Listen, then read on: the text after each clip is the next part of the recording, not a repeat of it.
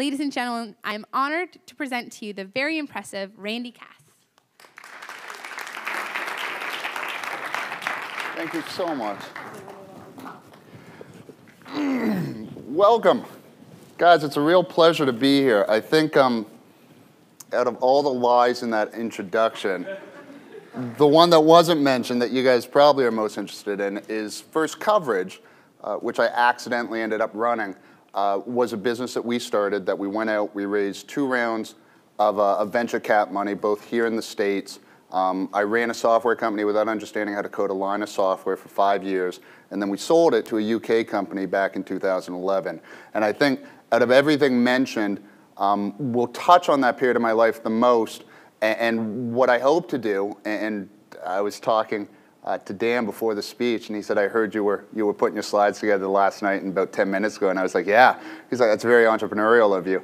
I was like, that's one way to think of it. So what I'm going to talk about is what I learned through that period, because you're going to get a lot of advice through this journey. It's going to be a ton of advice.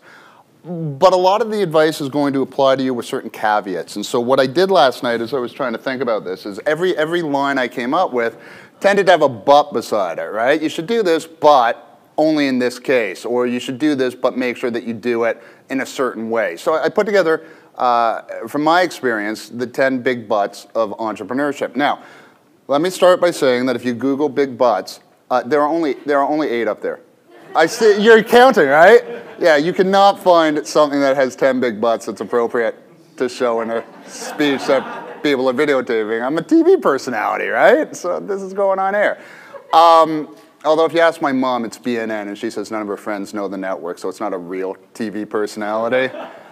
So what I've done is I've put together the 10 big butts of entrepreneurship, and you can see the bottom line has been there, done that, and going back for more. And the truth is, and we'll talk about this at the end, that after everything, all the pain, the heartache, the success, and everything, I am, in fact, going back for more, starting another company, because once you start down this path, doing anything else, no matter how nice or glamorous or steady it sounds, it's really hard to get the entrepreneurial bug out of your system once it's there.